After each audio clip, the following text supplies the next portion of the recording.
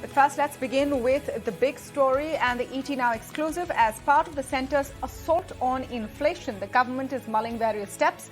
A top official in the Finance Ministry has told ET Now the centre will balance fiscal deficit vis-a-vis measures against inflation. The centre is also likely to delay rate rationalisation measures on account of inflation. My colleague Meghna filed this report earlier this evening.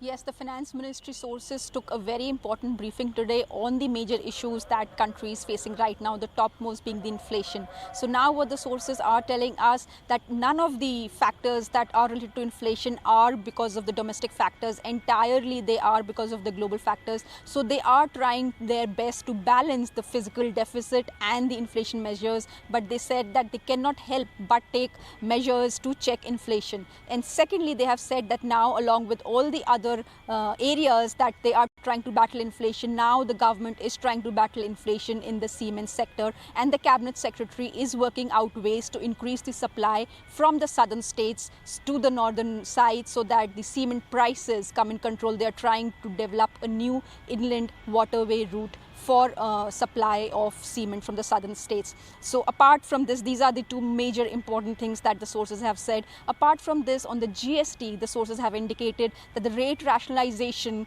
that is currently being discussed by the GOM is unlikely to happen anytime soon because of the current inflationary pressures. Though the report might be submitted, it might be discussed in the council, but it is very unlikely that it will be approved for implementation anytime soon because of the same inflationary pressures that we are seeing. Apart from this, the sources also said that they are in negotiations on developing the Russia-ruble trade mechanism to increase the oil supply to get more cheaper imports for India, which are in the benefit of the country. So these are some of the major important issues that were discussed with the Finance Ministry sources today. And hundreds of passengers were stranded at company says there was an attempted ransomware attack. Flight operations were hit for several hours while the airline claims that flights were operating normally after some time. Some passengers resorted to social media to live tweet and live report the delay in their flights. Now, while the concern over delayed flights is always one that irritates passengers, the bigger question that we're asking today is the possibility of a ransomware attack on a leading airline, and what are the implications of this? To speak on this, I'm joined by Mark T. Martin, MRAES, and founder and CEO of Martin Consulting, Captain Amit Singh, founder of Safety Measures Foundation. Dhiraj Mathur, aviation expert, is also joining us on the show. Welcome to all of you. Mr. Singh, let me begin just with your take on the ransomware attack claim that Spicejet put out. They said that the technical team had taken care of it. There was a difference in narrative where they said the flights have resumed, passengers said they've not. Don't you think the bigger question is that are our airlines vulnerable to such attacks? Well, with increased presence and connectivity over the net, this is now becoming the next level of threat, and the risk is multiple. For example, in 2006, the US FAA, the regulator, their website and database was attacked. The ATC systems in the US in 2008 was slowed down significantly.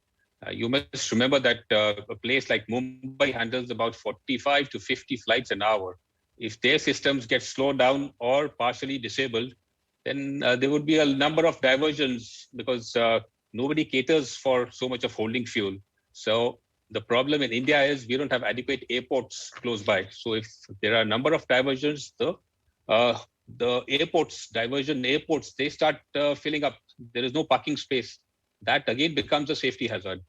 When you come to the airlines could be attacked in, again, multiple ways. The reservation systems could be affected. Like we have seen, the Air India database, personal database was affected and leaked. That is a big issue. Other things would be the dispatch softwares, which the pilot used in 2021. One of the airlines in the United Kingdom, their load and trim software was hacked, which means how the aircraft is loaded. So what load was presented to the pilot was not the actual load. So it was a major safety issue, which the international regulator, the ICAO, is looking at it. But are we equipped in India? So it starts from the top. Is the regulator equipped to handle these? We are still grappling with basic issues. So that is the biggest concern. The person or the people who are in charge of looking at safety or assuring safety to the public, they themselves are not pretty clued in of the next level of cyber terrorism or hacking. So the next level of security issue for the security agencies would be that an aircraft which has the electronic database that gets hacked. And now the aircraft should be connected over the internet. So how does that affect the other systems?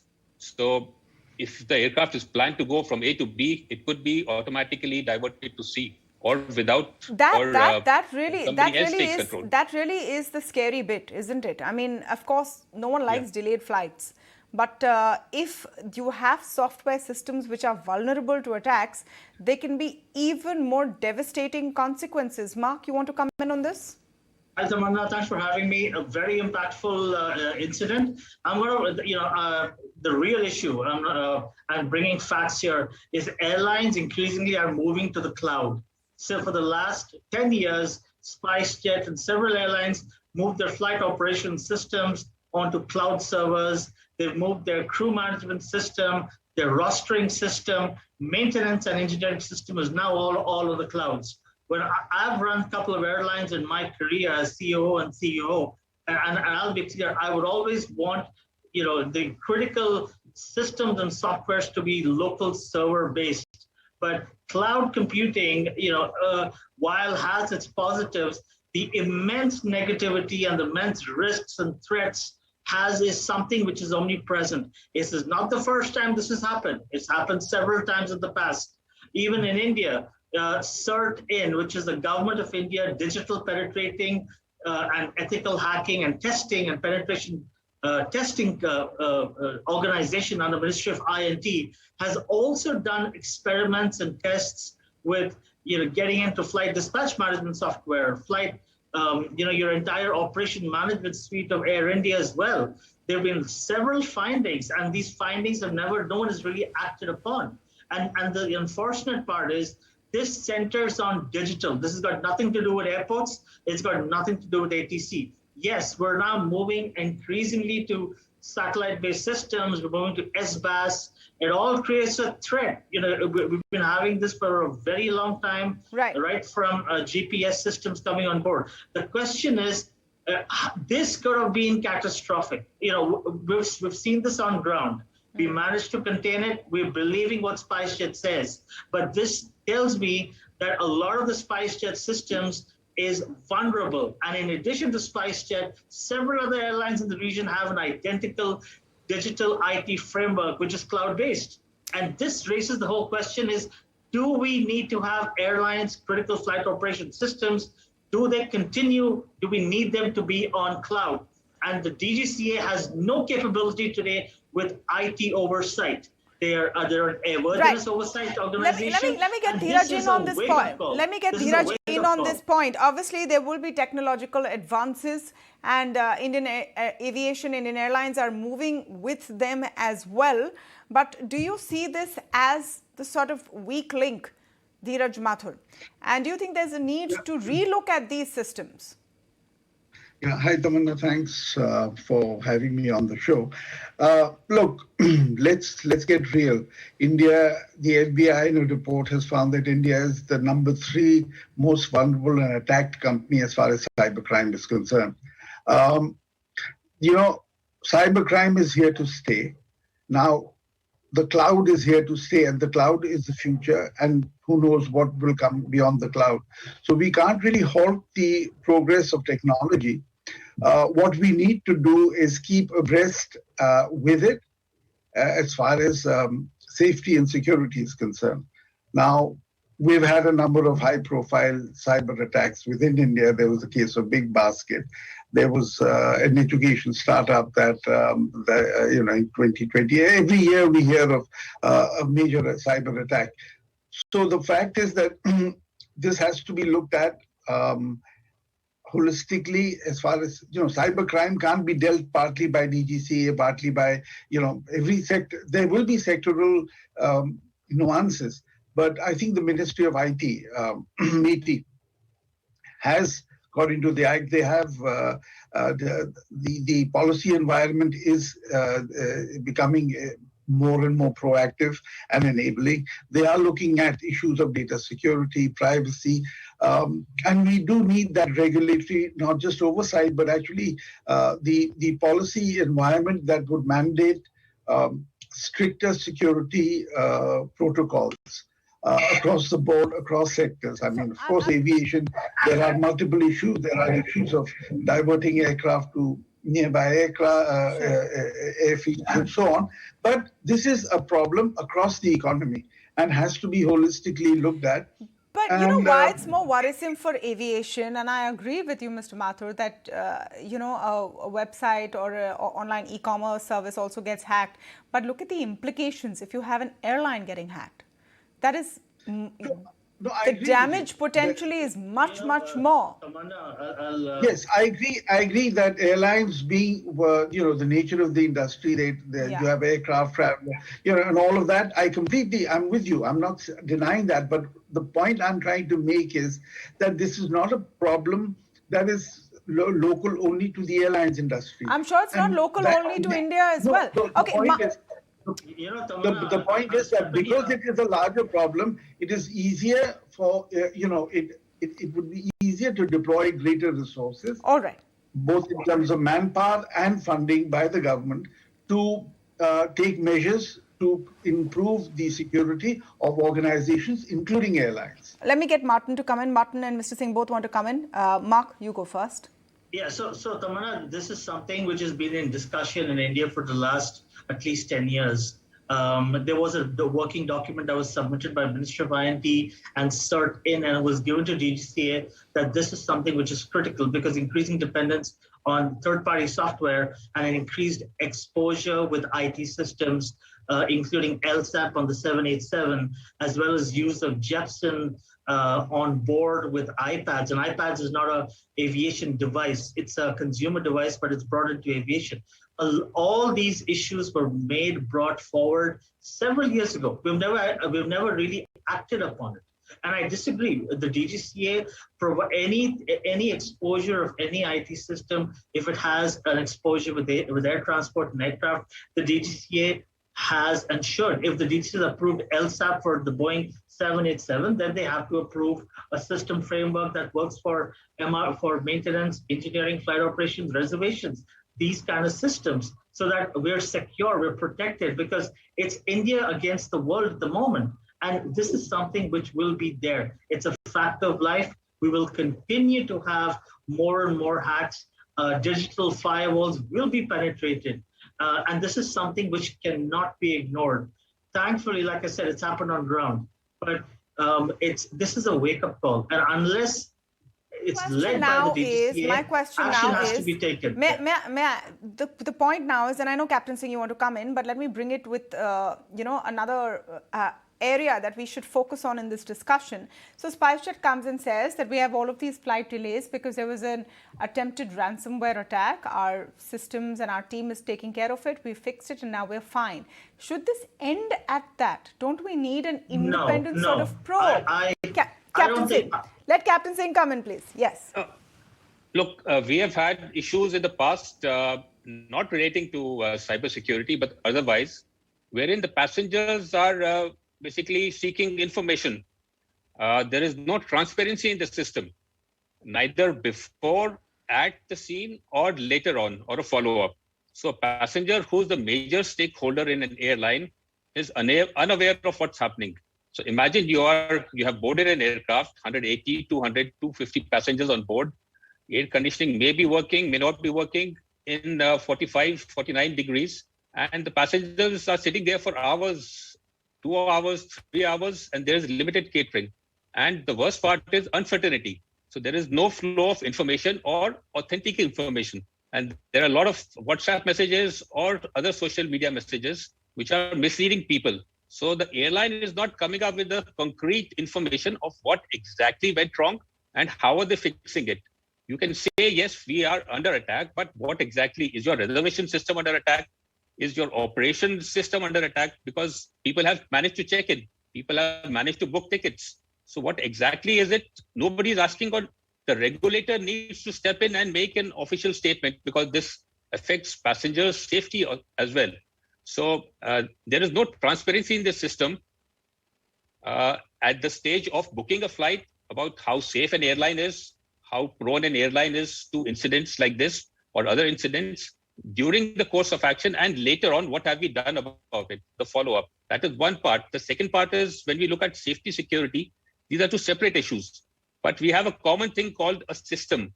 We have a safety management system and a security management system. So this falls under the security management system. We cannot shut down things just because there has been an attack. So the system has to be resilient.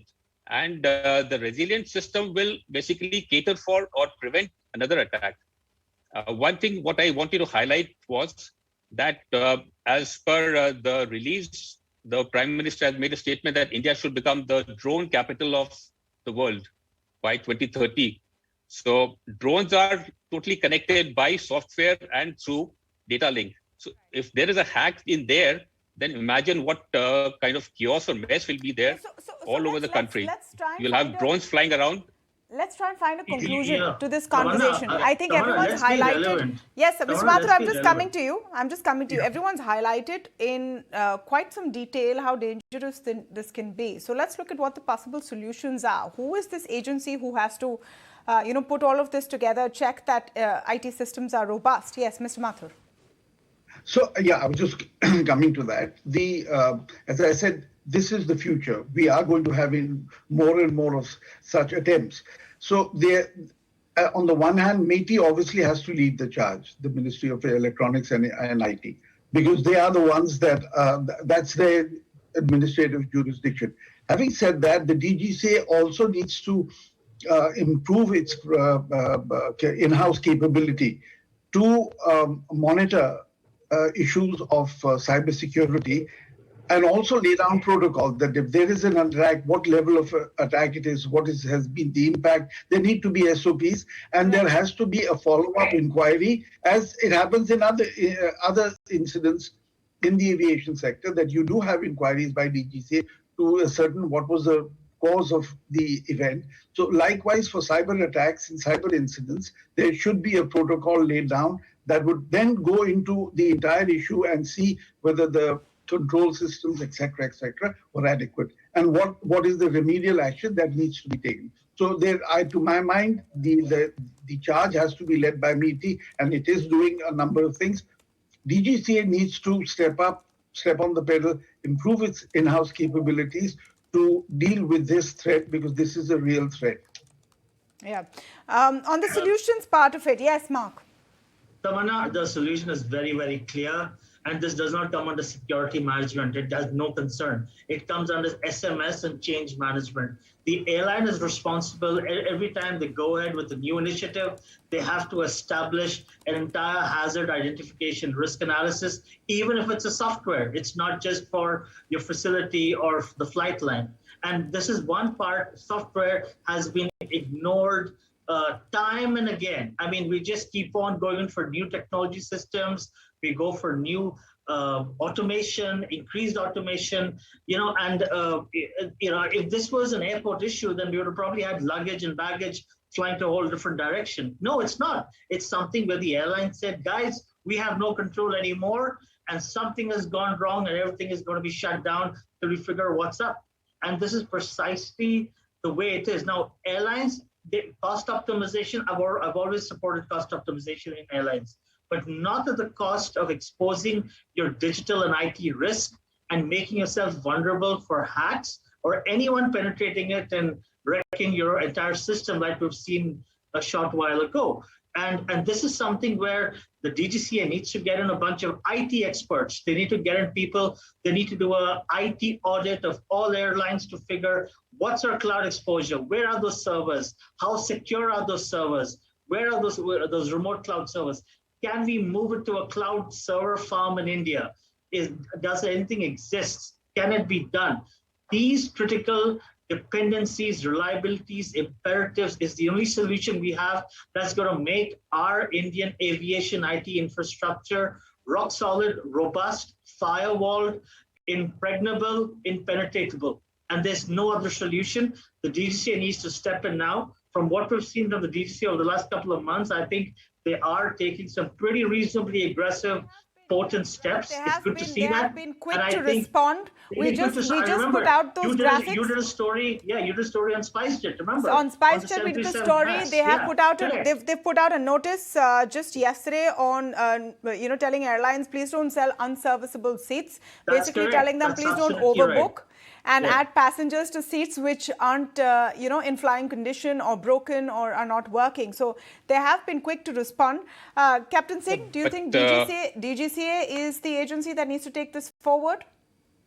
DGCA is the agency because ICAO, which is the UN regulator, has already adopted a cyber security action plan. So if you say that there is nothing called security, so that is a misnomer. There is already a plan in force, which is going to look after all the states are going to come together and form a plan to look at the next level of threat. So this cyber security action plan, which will be updated, and DGCA is going to be a part of it. It is mandatory. So they're going to come up with a document or an annex, which is either a recommendation or a mandate. Will lay out the roadmap. Cyber security action plan is not something which has been implemented under cost cap in India. It's yet to be fully implemented in the APAC region. This is something which has to be done. That's immaterial. The DGCA, by ICAO. Disagree. The DGCA is still... Everything that comes out of ICAO doesn't get implemented. Please, Mark, hold on, Mark. It has to be ratified here. 1 minute. Let Captain Singh make his point. If you want to add something, I will come to you after that. But allow him to finish his point, please. Yes, Captain Singh. So what I was saying that there is already a plan from the top level. So how things work is that if there is a looming threat or what the nation see as a threat, so they come up with a plan. So it is not that ICAO comes up and does some research. There is already research work going on. ICAO adopts that research work and formalizes it into either an annex, which is mandatory for everybody to implement, or a recommendation in the form of a document. So still, that is applicable to DGCA. Once it is in force and made mandatory, then DGCA has to implement it, which means they have to start working ahead. So it does not happen that one fine day they come up with a plan. There are meetings and there are working papers. So DGCA is already a part of those initiatives. That's exactly it. The DGCA still is yet to fully implement the ICAO recommendation, which still has to be ratified in cost cap. It's not happened. Right now, DGCA hasn't set up a team to go to airlines to ratify ICAO's recommendation. And the point about drones is also valid. It's right.